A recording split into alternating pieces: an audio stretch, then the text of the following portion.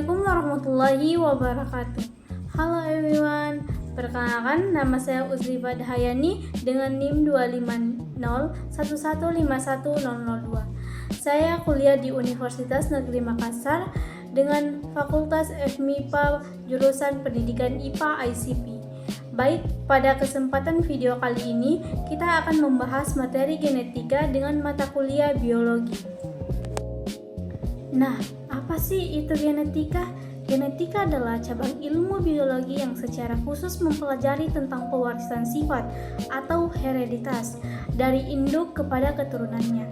Ilmu ini mencoba menjawab pertanyaan mendasar mengenai bagaimana karakteristik fisik dan sifat psikis dapat diturunkan.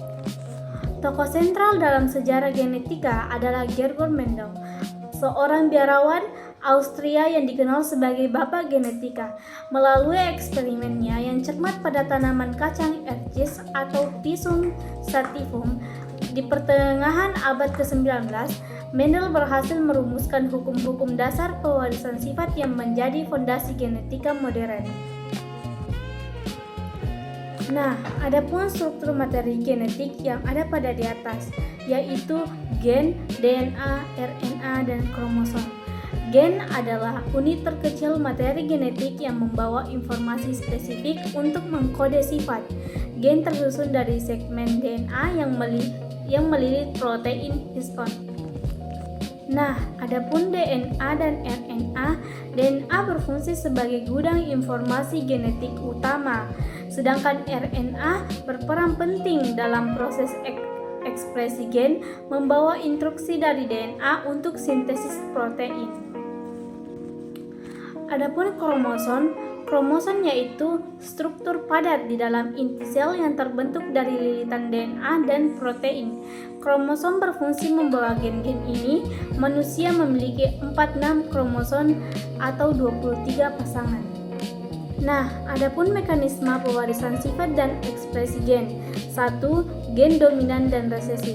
Sifat-sifat diwariskan melalui interaksi gen dominan atau dilambangkan huruf besar A yang akan selalu terekspresi, dan gen resesif yaitu huruf kecil a yang hanya terekspresi jika berpasangan dengan sesama gen resesif.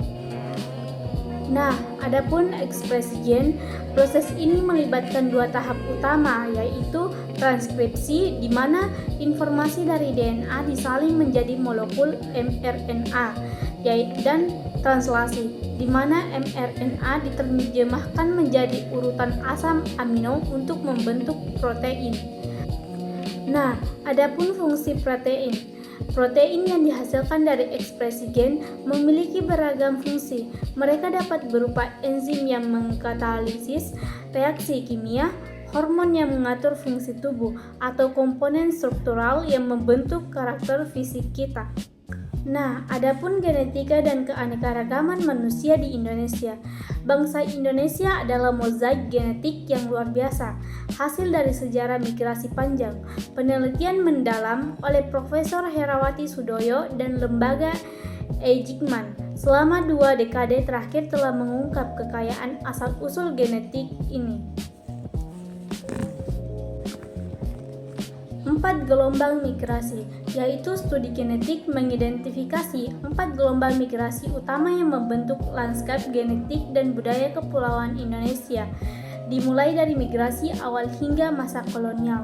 Nah, ada 3 marga genetik, yaitu 1. Kromosom Y, diturunkan dari garis ayah, melacak silsilah paternal. 2. DNA mitokondria, yaitu diturunkan dari garis ibu, melacak silsilah maternal. Dan ketiga, autosom, yaitu genetik umum dari kedua orang tua, menunjukkan keragaman populasi. Nah, adapun contoh aplikasi genetik, penyakit, dan keturunan. 1. Faktor genetik memiliki peran signifikan dalam risiko penyakit seperti diabetes yang dapat diwariskan dalam keluarga.